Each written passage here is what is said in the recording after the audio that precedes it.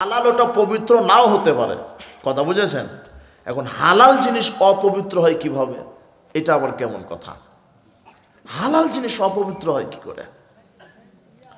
আল্লাহ সুবহানাহু ওয়া তাআলা বলছেন এরপরে, ইয়া আইয়ুহাল্লাযিনা আমানু কুলু মিন তাইয়্যিবাতি মা রাযাকনাকুম, হে পৃথিবীর মুমিন নারী পুরুষ, আমি পৃথিবীতে যত রুজি দিয়েছি এর মধ্য থেকে যেগুলি পবিত্র সেগুলি খাও। আল্লাহ অনেক কিছু দিয়েছেন, এর মধ্যে কিছু হারাম আছে, কিছু হালাল পবিত্র আছে, কথা বুঝেননি? এই যে শুয়োর বলেন আপনারা, তাই না? এটা কি হালাল না হারাম? কিন্তু সৃষ্টি করেছেন কে? এই যে মাদকগুলি মানুষে খায়, মদ, কি গাঁজা, তামাক, এগুলি কে সৃষ্টি করেছেন? কথা বুঝেননি? আল্লাহ। তো আল্লাহ তৈরি করেছেন। কিছু আমাদের সমাজে কিছু এই মারফতি শয়তান মার্কা লোকেরা বলে, দেখবেন যে আল্লাহ তো তৈরি করেছেন, খেলে আবার দোষ কি? কথা বুঝেননি? এই জন্য রুচি হলে সবই খাওয়া যায়, এটা ওই শয়তানদের কথা। আল্লাহ বলছেন ওয়ানাবলুকুম বিশ-শাররি ওয়াল খাইরি ফিতনা, আমি ভালোটা তৈরি করেছি, মন্দটাও তৈরি করেছি। কেন? তোমাদেরকে পরীক্ষা করার জন্য। কি করার জন্য? পরীক্ষা। আল্লাহ হালাল পবিত্র রুজিগুলি দিয়েছেন, হারামগুলিও দিয়েছেন, দিয়ে আল্লাহ বলে দিয়েছেন, আমাদেরকে বিবেক দিয়েছেন যে এইটা খাওয়া হালাল আর এইটা খাওয়া হারাম।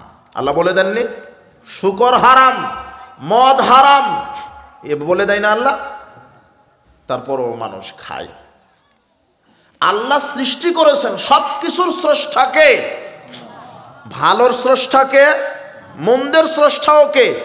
কিন্তু ভালো মন্দ উভয় সৃষ্টি করেছেন মানুষকে কি করার জন্য? পরীক্ষা করার জন্য। আল্লাহ দেখতে যাচ্ছেন যে আমাকে মানে কে। আল্লাহ তৈরি করেছেন, বলেছেন এটা খাও আর এটা খেও না।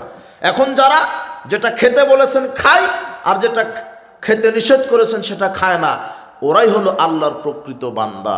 কথা বুঝতে পেরেছেন? আল্লাহ পরীক্ষা করার জন্য।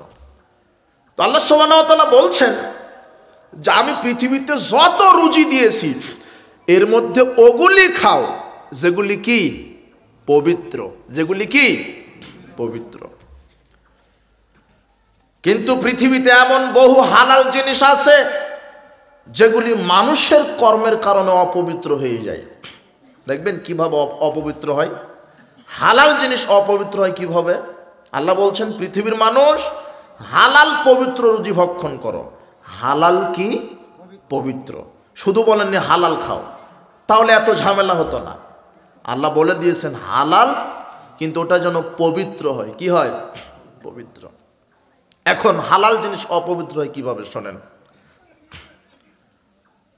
আপনার দোবলহাটি এটা বাজার, তাই না? পাশে তো নওগাঁ, দোবলহাটি, রাজবাড়ি এখানে আছে না? রাজার বাড়ি ছিল, তাই তো? আমি ছোটবেলায় এখানে আসতাম, মাঝে মাঝে আসতাম। আর আমি তো আপনাদেরই সন্তান, অনেকে আমাকে চিনেন কি না। আমার বাসা তো এই পাশেই, যে মান্দা থানায়, এটা হলো বিষ্ণুপুর ইউনিয়ন। চিনেন না সবাই? ফতেপুর বাজার চিনেন না? হ্যাঁ, ওখানে আমার জন্ম। এখান থেকে মোটামুটি কত বেশি হবে না, 20-25 কিলো হবে, অত হবে না, 20 কিলো ওরকম, 12-14 কিলো বলছে। ছোটোবেলায় এগুলো আসতাম। আর আমি তো নওগাঁ কলেজে পড়াশোনা করেছি, এই রাস্তা দিয়ে অনেক যাওয়া আসা করেছি, এই রাস্তা দিয়ে দোবলহাটি রাজবাড়ির উপর দিয়ে ছাত্র জীবনে। ওদিক দিয়ে যাওয়া আসা, নহাটার মোড় আছে না একটা। তো এই যে মনে করেন দোবলহাটি রাজবাড়িতে সকালে আপনাকে একজন বলছে, ভাই দোবলহাটি রাজবাড়িতে মহিষ জবাই হয়েছে। তো মহিষ খাওয়া হালাল না হারাম? হালাল। গরুর গোশ হালাল, মাছ খাওয়া হালাল, গাভীর দুধ হালাল। আপনি মাইকিন হয় এখন, তাই না? মোষ জবাই হলে, হ্যাঁ, যে 4 লক্ষ টাকা দামের, আবার টাকার পরিমাণ উল্লেখ করে। বিশাল মহিষ, 4 লক্ষ টাকা দামের, 5 লক্ষ টাকার মূল্যের মহিষ জবাই হবে। আপনারা যারা গোশত সংগ্রহ করতে ইচ্ছুক সকাল সকাল যোগাযোগ করবেন, এরকমভাবে মনে হয় করে। তো এই শুনে আপনি চলে গেছেন, ফজরের সালাত আদায় করে দেরি করেননি, কসকসে 5,000 টাকার 5টা নোট নিয়ে গেছেন, মহিষের গোশ কিনবেন। মাইকেনও করে দিয়েছে 800-900 টাকা কেজি। মহিষের গোশের দাম মনে হয় বেশি গরুর চাইতে, মানে ওটা তো অ্যাভেলেবল পাওয়া যায় না, তাই না? 900 টাকা কেজি। আর খাসি মনে হয় 1200 লাগছে এখন। আচ্ছা, আপনি চলে গেছেন 5,000 টাকা নিয়ে মহিষের গোশ কেনার জন্য। গিয়ে বলছেন, ভাই তাড়াতাড়ি 5 কেজি গোশ দেন। গোশটা নিলেন, মহিষের গোশ হালাল, নিঃসন্দেহে হালাল, হারাম নয়। মহিষের গোশ কি? হালাল। গোশটা হালাল, মহিষের গোশ দেখতে কি সুন্দর, টকটকে লাগছে, টাটকা। 5 লক্ষ টাকা দামের মহিষ, চিন্তা করেন। 5,000 টাকা নিয়ে গেছেন, 5 কেজি গোশ কিনলেন। গোশ হালাল, কিন্তু ওই টাকাটা যদি সুদের হয়, ঘুষের হয়, দুর্নীতির হয়, চুরি করা টাকা হয়, তাহলে ওই মহিষের গোশ আর শুকুরের গোশ খাওয়া একই সমান। কথা বুঝেননি মনে হয় এখন? কথা কি বুঝলেন? এখন ওটা অপবিত্র হয়ে গেল। কি হয়ে গেল? গোশ হালাল, কিন্তু টাকাটা সুদের অথবা ঘুষের হওয়ার কারণে গোশ কি হয়ে গেল? অপবিত্র। এখন ওই গোশ খেয়ে যদি তাহাজ্জুদে দাঁড়িয়ে দোয়া করতে করতে বমনও করেন, দোয়া কবুল হবে না। আল্লাহ বলছেন, ইয়া আইয়ুহার রাসূল কুলু মিনাত তাইয়্যিবাত ওয়া আমালুস সালিহা। আমল করার পূর্বে পবিত্র জিনিস খাও। কি জিনিস? সালাত আদায় করার পূর্বে তুমি পবিত্র জিনিস খাও, হজ করার পূর্বে তুমি পবিত্র জিনিস খাও, সিয়াম রাখার পূর্বে তুমি পবিত্র জিনিস খাও। আপনি জুমার বয়ানে শুনছেন খেজুর দ্বারা ইফতার করা সুন্নাত, বলে না হুজুর মাওলানা সাহেবরা? হাদিস তো ঠিকই আছে, খেজুর দ্বারা ইফতার করা সুন্নাত। আপনি বাজারে গিয়ে বলছেন, ভাই 1 কেজি আজোয়া খেজুর দেন, 2500 টাকা কেজি। আজোয়া খেজুর তো দামি খেজুর, খেজুর তো হালাল, ঠিক আছে। আপনি নিয়ত করেছেন সিয়াম রাখবেন, ইফতার করবেন খেজুর দিয়ে। হুজুর বলেছে ওয়াজে যে খেজুর দ্বারা ইফতার করা কি সুন্নাত, কিন্তু খেজুরটা কিনেছেন সুদের টাকাতে। মরা পর্যন্ত ইফতার করলে সিয়ামের 1 নেকিও আল্লাহ কবুল করবেন না। কথা বুঝেন না মনে নাকি? আল্লাহ সুবহানাহু ওয়া তাআলা বলছেন, ইয়া আইয়ুহার রাসূল কুলু মিনাত তাইয়্যিবাত ওয়া আমালুস সালিহা। পৃথিবীর নবী রাসূলগণ আমল করার পূর্বে পবিত্র জিনিস খাও, পবিত্র রুজি খাও। এখন দেখেন সমাজে আপনি প্রায় হারামখোর। আপনি 5 ব্যাটারি টর্চ লাইট দিয়ে খুঁজতে হবে যে হালালখোর সমাজে কে। সবাই হারাম খায়, সবাই ব্যাংকের সাথে জড়িত, ব্যাংকের লোনের সাথে জড়িত, সবাই সুদের সাথে জড়িত। এমন একটা পরিবার নাই, 2-1টা থাকতে পারে, 2-1টা, প্রায় হারামখোর। আর বউকে দিয়ে ব্যবসা শুরু করেছেন কেন? সকাল হলে কিস্তি দিয়ে পাঠান বউকে দিয়ে, ব্যাংকে যান আপনাকে টাকা দিবে না, বউকে আনা লাগবে। কথা বুঝেননি মনে হয়?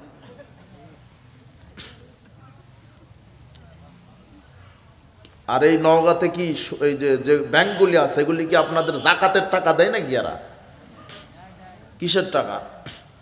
জাকাতের টাকা দেয় ব্যাংক। পাগলরা সুদ বুঝেন না, তাই না? সুদ বুঝবেন কি করে? সুদের নাম তো শয়তান চেঞ্জ করে দিয়েছে। যারা দাড়ি টুপিওয়ালা ওই যে ওরা বলছে যে মুনাফা, আর যারা একটু বেশি শিক্ষিত ওরা বলছে ইন্টারেস্ট।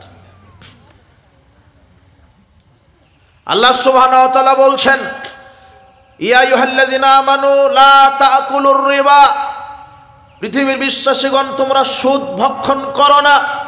হাল্লাল্লাহুল বাইআ ওয়া হারামার রিবা। আমি আল্লাহ ব্যবসাকে হালাল করেছি, সুদকে হারাম করেছি। ইয়ামহাকুল্লাহুর রিবা ওয়া ইউরবিস সাদাকাত। আমি সুদকে ধ্বংস করেছি, দানকে বর্ধিত করেছি। সুদ হারাম আব্দুল্লাহ ইবনে মাসউদ রাদিয়াল্লাহু আনহু বলছেন, রাসূল সাল্লাল্লাহু আলাইহি ওয়াসাল্লাম বলেছেন, ইযা যারা ফি কারিয়াতিন আর-রিবা ওয়াজ-জিনা, যখন সমাজে দুইটা পাপ বেশি প্রকাশ পাবে, যেই এলাকায়, যেই গ্রামে, যেই সমাজে, যেই দেশে দুইটা পাপ প্রকাশ পাবে, এক আর রিবা সুদের পাপ, দুই ওয়াজ-জিনা জিনা বা বিচার, দুইটা পাপের সাথে যারা জড়িত থাকবে, আল্লাহর নবী বলছেন জাহরাল ফাকর আল মাসকানা, তারা আজ হোক আর কাল হোক ভিক্ষা করে খাবেই, দরিদ্র হবেই। এই কথা মুহাম্মদ সাল্লাল্লাহু আলাইহি ওয়াসাল্লাম বলছেন। যারা সুদের সাথে জড়িত আছে তারা আজ হোক আর কাল হোক কি করে খাবে? ভিক্ষা করে খাবে। এই কথা আল্লাহ বলছেন, এই কথা মুহাম্মদ সাল্লাল্লাহু আলাইহি ওয়াসাল্লাম বলছেন। আপনি না হলে আপনার ছেলে, না হলে তার বংশের কেউ ভিক্ষুক হবেই, দরিদ্র হবেই, ভিক্ষুক হবেই, দরিদ্র হবেই। এটা সুদের দুনিয়াবি পরিণতি। জাবের রাদিয়াল্লাহু আনহু বলেন, লানা রাসূলুল্লাহ সাল্লাল্লাহু আলাইহি ওয়াসাল্লাম আকিলার রিবা ওয়া মুকিলাহু ওয়া কাতাবাহু ওয়া শাহিদাহু ওয়া ক্বালাহুম সাওয়া। রাসূল সাল্লাল্লাহু আলাইহি ওয়াসাল্লাম অভিশাপ করেছেন, সুদ যে খায়, সুদ যে প্রদান করে, সুদের যে লেখক, সুদী দুইজন সাক্ষীদাতা, এরা সমান অপরাধী। অপরাধ কি? দিরহামু রিবা ইয়াকুলহু রাজুল ওয়া হিয়া আলামা সাদ্দু মিন সিত্তাতি সালাসিনা জিনিয়াতান। কোনো পুরুষ ব্যক্তি যদি জেনে শুনে 1 টাকা সুদের সাথে জড়িত থাকে, 1 টাকা সুদ খায়, তাহলে 36 বার জেনা করলে যত পাপ হবে, 1 টাকা সুদ খেলে তার চাইতে বেশি পাপ হবে। আর রিবা ওয়াসাবুনা জুজান, সুদের পাপের 70টি স্তর আছে। আইসারুহা ইয়ানকারাজুল উম্মাহু, সবচেয়ে ছোট পাপ হলো সুদের মায়ের সাথে জেনা করা। কার সাথে? মায়ের সাথে। সুদ হারাম, সুদি লেনদেন কাট করতে হবে। সুদের পরিণাম জাহান্নাম, সুদের পরিণাম জাহান্নাম। সুদ হারাম। ব্যাংকের লোন হারাম, সুদী অর্থনীতি হারাম। অভিশাপ করেছেন যে সুদ খায়, প্রদান করে লেখক, সাক্ষীদাতা, সুদী ব্যাংকের চাকরিজীবী যারা, মাঠকর্মী যারা, সুদী ব্যাংকের ঝাড়ুদার যারা, এরা সবাই হারামখোর। কি খোর?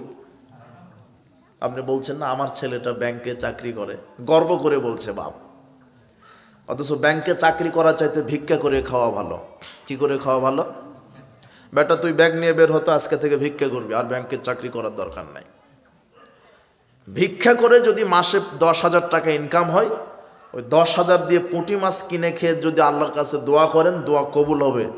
আর ব্যাংকে চাকরি করে ওই টাকা বেতন উঠিয়ে গরুর গোশ কিনে দোয়া করলে দোয়া কবুল হবে না। ব্যাংকে চাকরি করা হারাম। শুধু চাকরি করা হারাম কেন, ব্যাংকে যারা চাকরি করছে এদেরকে ঘর ভাড়া দেওয়াও হারাম।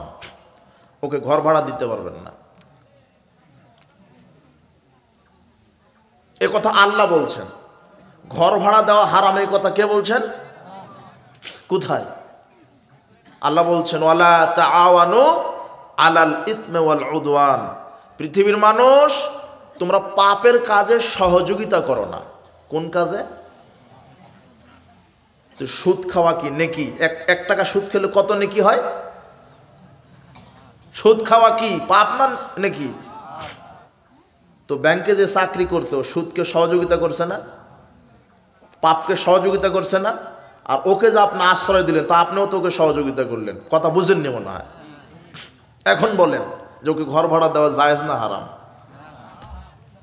আপনার ঠ্যাঙ্গা মারা বা কি আশা ব্র্যাক আরও কি আছে, এনজিও আছে না, যদি এসে বলে যে আপনার এই এলাকায় একটু টিনের ছাউনি দিয়ে একটা অফিস করব সুদের, ওখানে যদি একটা বাঁশ আপনি দান করেন, তো আপনিও হারামখোর। কথা বুঝেননি মনে হয়। আর সমান অপরাধী, এর নাম সুদ। সুদ খেলে কবরের শাস্তি হয়। আল্লাহ নবী বলছেন, আমাকে জিবরাইল আর মিকাইল 2 বাহু ধরে টেনে নিয়ে গেল। ঘুমের আমি স্বপ্নে দেখছি তারা নিয়ে যাচ্ছে আমাকে। রাস্তায় অনেক দৃশ্য দেখলাম, কারো মাথা ফাটানো হচ্ছে, কারো গাল চিরে দেওয়া হচ্ছে, কাউকে আগুনের চুলাতে জ্বালিয়ে দেওয়া হচ্ছে, কাউকে আবার রক্তের নদীতে চুবানো হচ্ছে। তো আমি বললাম যে ওই যে লোকটা রক্তের নদীতে যাকে চুবানো হচ্ছে, রক্তের নদীতে যে দাঁড়িয়ে আছে, ওর কি অপরাধ? তখন ফেরেশতাদ্বয় বলছেন আকিল রিবা, ওরা হলো সুদ খেত। কি খেত? সুদখোর। সুদ খেলে কবরের শাস্তি হয়। আর আল্লাহ বলছেন কোরআন মাজিদের আয়াত, বিচার মাঠে সুদখোরেরা কবর থেকে উঠে বিচার মাঠে যাবে জিনে ধরা রোগীর মতো। মৃগী রোগী বুঝেন কি? মৃগী রোগ যখন এটা ধরে মাটিতে গড়াগড়ি দিতে দিতে কি হয়ে যায়, ওই যে পানিতে পড়ে মরে যায়, এরকম হয় না? ও জানে না যে এটা পানি আর এটা ভালো জায়গা। তো সুদখোরের পরিণতি বিচার মাঠে ওরকম হবে। ওদের স্বাভাবিক কোনো সেন্স থাকবে না, মনে হবে যে জিনে ধরা রোগীর মতো লাফাতে লাফাতে জাহান্নামে পড়ে একাই জাহান্নামে পড়ে যাবে। এটা হলো সুদখোরের পরিণাম। আর আপনি দেখেন প্রায় সুদের সাথে জড়িত, ব্যাংকের লোনের সাথে জড়িত। মাস্টার নাই, ডাক্তার নাই, চাকরিজীবী নাই,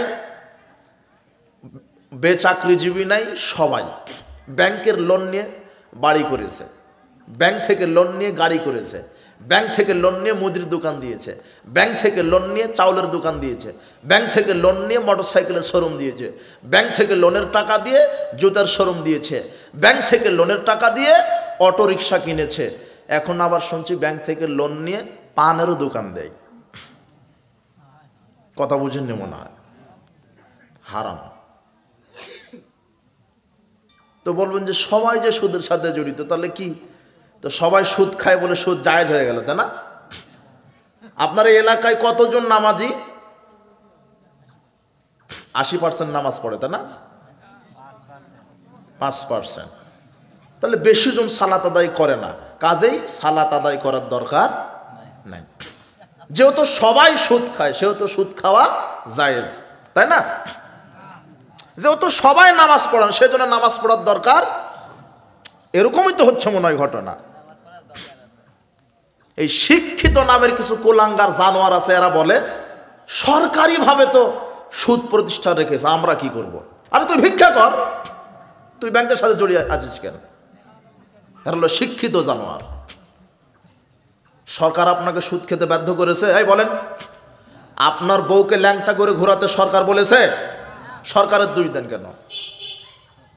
আপনার বউকে আপনি ঠিক করেন। আপনি ভিক্ষা করবেন, ব্যাংকের লোন নিলেন কেন? ব্যাংকের লোনের চাইতে ভিক্ষা করে খাওয়া কি উত্তম? ব্যাংকে চাকরি করার চাইতে ভিক্ষা করে খাওয়া কি উত্তম? সবাই হারামখোর, সবাই হারামখোর সমাজে। সুদখোর, ঘুষখোর।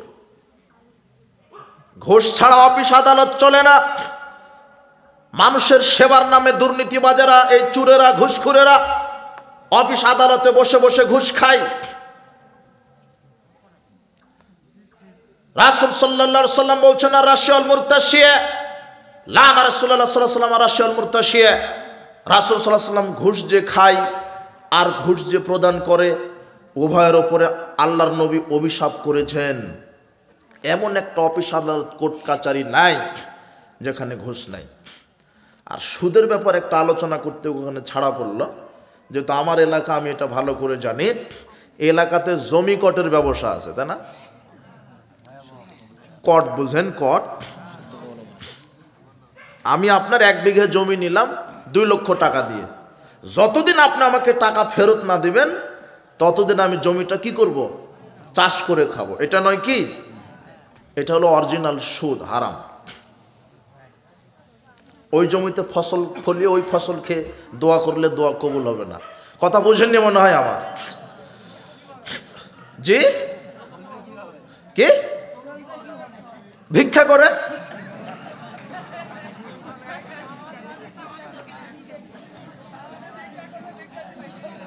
কথা বুঝেননি মনে হয়।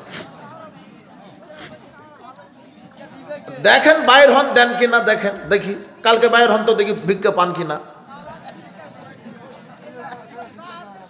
শোনেন শোনেন শোনেন শোনেন আমার কথা। আর এটা তো আমার বক্তব্যের গতি, যাতে আপনি হারামটা বুঝতে পারেন। কথা বুঝেননি আমার? কথা বুঝেছেন?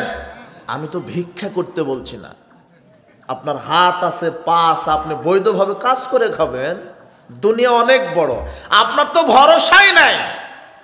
এই তো ভরসাই নাই। কি আপনার বাপ দাদার আমলে কি ছিল? খাই খালাসি ছিল না? তারা বাঁচেনি? বুঝেননি মনে হয় কথা। খাই খালাসি বুঝেন তো? ওটা নাই কেন এখন? তো এটা কেন চালু হলো? তা আপনার বাপ দাদা যদি বেঁচে থাকতে পারে, আপনি পারবেন না? হ্যাঁ হ্যাঁ, ওই তো ঠিক আছে। ওই যে টাকার পিছনেই তো ছুটেছেন আপনি। এই জন্য হালাল কি আর হারাম কি কথা বুঝেননি? জি না, খাজনা দিলেও হবে না। কালকে ওই জন্য তো বক্তব্য দিলাম আমি জানি না, আমার এলাকা আমি জানি না। সকালে টাকা ফেরত দিয়ে দিবেন আর আল্লাহর কাছে বলবেন, আল্লাহ আমাকে তুমি হালাল উত্তম রুজির ব্যবস্থা দান করো। কে দিবে রুজি? বলেন না একটু, মানে আল্লাহর কাছে একটু দোয়া করেন, এটা বলছি আমি। কখন দোয়া করবেন? রাত যখন 2টা বাজবে তখন 2 রাকাত সালাত আদায় করবেন ওযু করে। পৃথিবীতে কারো কাছে কিছু চাইতে গেলে তার কাছে যেতে হয়। কোনো এমপি, মন্ত্রী, চেয়ারম্যান, ওনার কাছে গিয়ে কিছু চেয়ে আসতে হয়। কিন্তু এমন আল্লাহ আপনার, যে আল্লাহর কাছে যেতে হয় না কিছু চাইতে গেলে। আল্লাহ নিজে 7ম আকাশ থেকে 1ম আসমানে নিজে নেমে আসেন আপনাকে কিছু দিবেন বলে। কথা বুঝেছেন? কয়দিন চেয়েছেন আপনি আল্লাহর কাছে, আল্লাহ একটু রুজির ব্যবস্থা করে দাও? বলেন না একটু আল্লাহর কাছে, একটু বলেন যে আল্লাহ আমাকে রুজির ব্যবস্থা করো, দেখেন করে দিবে। মানুষের ইমানটা কোথায় চলে গেছে? তার মানে আপনি সুদী অর্থনীতির উপরে ভরসা করে আছেন, নির্ভর করে আছেন যে আমি বাঁচবো কিভাবে, খাবো কি করে। আহা, সুদ হারাম, যে কোনো মূল্যে হারাম। এরপরে ঘুষ, সব জায়গাতে, অফিস আদালত, কোর্ট কাচারি, শিক্ষাঙ্গন, সব জায়গাতে, মসজিদ মাদ্রাসা, সব জায়গাতে ঘুষের আশ্রয়। আপনারা সমাজে গরু চুর ধরেন তাই না? বা জুতা চুরি করে, টিউবওয়েল চুরি করে, মসজিদের মাইক চুরি করে, আছে না? খামোখায়েদেরকে আপনি ধরেন, এরা চোর না ভাই, এরা পেটের দায়ে কিন্তু চুরি করে। কিসের দায়ে? অথবা ঋণ ছিল তার পরিবারে, একটা গরুটা চুরি করে ঋণ পরিশোধ করবে, ওই মসজিদের ওই টিউবওয়েলটা চুরি করে একটু ঋণ শোধ করবে, অথবা পরিবারকে নিয়ে দুঃসন্ধ্যা ভালো খাবে, এই জন্য চুরি করেছে। এরা চোর, এরা চোর ঠিক আছে, এরা কোনো ছোট চোর। ধরার পরে উত্তম মাধ্যম 2-4টা বাড়ি দিয়ে এদেরকে আরও 10,000 টাকা হাতে ধরিয়ে বলবেন যে ভাই বাদাম বিক্রি করে খাও, আর যেন চুরি করো না। কিন্তু বড় চোরদেরকে তো ধরতে পারেন না। বড় চোর বসে থাকে ওই যে বিদ্যুৎ অফিস আছে না বাংলাদেশে, সেক্রেটারিয়েট আছে না, কাস্টমস অফিস, ভূমি অফিস, পাসপোর্ট অফিস আছে, এগুলোতে আছে, ভিসা অফিস, এগুলো তো বড় বড় চোর বসে থাকে। আপনার একটা খাতা এই চেয়ার, এই টেবিল থেকে ওই টেবিলে যাবে না যদি ঘুষ না দেন। ওরা হলো বড় বড় চোর, সরকার বেতন দেয়, তারপরও জনগণের নিকট থেকে ঘুষ না খেয়ে জনগণের কাজ করে না, এরা হলো বড় বড় চোর। এদেরকে গণধুলাই দিতে হবে, জুতা খুলে পটাপট দুটো লাগায় দিবেন।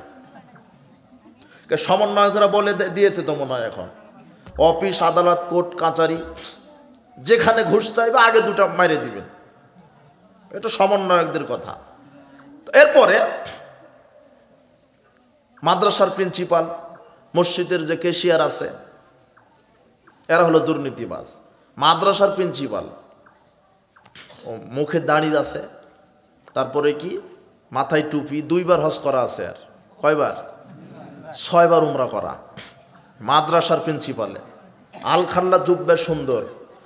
শিক্ষক নিয়োগ দিতে বসার পরে বলছে যে আমাকে 5 লক্ষ টাকা মিষ্টি খাওয়ার জন্য দিতে হবে। কয় লাখ লাগে? আর 5 লাখ। কথা বুঝেননি মনে হয়? মসজিদের ক্যাশিয়ার ও মসজিদের টাকা চুরি করে। এ যদি জানতো যে 1 টাকা চুরি করার নাম জাহান্নাম, তাহলে জনগণের টাকা, মসজিদের টাকা চুরি করতো না, মাদ্রাসার টাকা চুরি করতো না। এদেশের নেতা নেত্রী যদি জানতো 1 টাকা জনগণের চুরি করা পরিণাম জাহান্নাম, তাহলে নেতা নেত্রী আর চুরি করত না। আর এদেশের রাজনীতির প্রধান অর্থনীতির মানে এদেশের রাজনীতিবিদের প্রায় রাজনীতিবিদের অর্থনীতির মূল প্ল্যাটফর্মই হচ্ছে দুর্নীতি। কথা বুঝলেন না কি? প্রায় এরা রাজনীতি করে দুর্নীতি করার নিয়তে। কিভাবে জানেন? আপনার এলাকায় একটা মেম্বার হতে কত টাকা লাগে?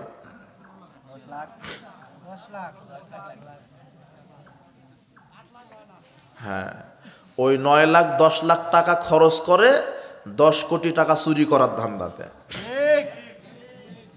চেয়ারম্যান হতে 1 কোটি, ও 1 কোটি টাকা খরচ করে 100 কোটি টাকা চুরি করার ধান্দাতে। এমপির নমিনেশন নিতে লাগে 100 কোটি, ও 100 কোটি টাকা কি করে ব্যয় করে এমপি হয়। কি জন্য? 1000 কোটি টাকা খাওয়ার ধান্দাতে। চুরিতন্ত্র। কথা বুঝেছেন? হারাম। সবাই যে দুর্নীতি করে তা না, কিন্তু সৎ ব্যক্তি নাই? আছে? সৎ ব্যক্তি নাই? অনেকদিন আগে সংসদে একটা নেতা বলেছিল, কেউ যদি আমাদের দলের একটা নেতার দুর্নীতি প্রমাণ করতে পারে আর এই দল করব না। সম্ভবত জামাত ইসলামের এক নেতা এই বক্তব্য দিয়েছিল, তাই না? আমি ওই বক্তব্যটা শুনেছিলাম। শোনেন, এই যে ঘুষ, দুর্নীতি, এগুলো হারাম। এগুলি কি? সুদ। এগুলি কি? হারাম। এরপরে হলো মাদক সেবন করা। কি সেবন করা? মাদক। মদ। মদ কি জিনিস? হারাম। মদ কি? হারাম। এখন মদ কি জিনিস? আল্লাহ বলছেন, ইয়া আইয়ুহাল্লাযীনা আমানু ইন্নামাল খামরু, হে পৃথিবীর বিশ্বাসীগণ, আমি মদ হারাম করে দিলাম। মদ কে হারাম করে দিল? আল্লাহ। এখন মদ কি জিনিস? রাসূল সাল্লাল্লাহু আলাইহি ওয়াসাল্লাম বলছেন, কুল্লু মুসকিরিন খামরুন, প্রত্যেক নেশা সৃষ্টিকারী বস্তু হলো মদ। কুল্লু খামরিন হারাম, আর প্রত্যেক মদ হচ্ছে হারাম। যেই জিনিস খেলে নেশা হয়, কি হয়? যেই জিনিস খেলে কি হয়? নেশা হয়। মানুষের বিবেক বুদ্ধি ঠিক থাকে না, এটা কি? মদ। এটা কি? যেই জিনিস খেলে মানুষের নেশার সৃষ্টি হয়, মানুষের বিবেক বুদ্ধি লোপ পায়, মানুষের হিতাহিত জ্ঞান ঠিক থাকে না, ওই জিনিসটা কি? মদ। আর মদ খাওয়া কি? হারাম।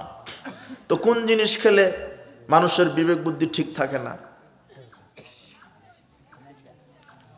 কোন জিনিস? রাসূল বলছেন, আমার উম্মতেরা মদ খাবে কিন্তু ভিন্ন ভিন্ন নাম দিবে। খাবে মদ, নাম দিবে কি? ভিন্ন। ওটা একটা নাম দিয়েছে গাঁজা, ইয়াবা, ফেন্সিডিল, হেরোইন, প্যাথেডিন, তারি, বেয়ার, হুইস্কি, এগুলি এক একটা কি নাম দেয়নি? কিন্তু এগুলি কি? মদ। আর নাম দিয়েছে কি?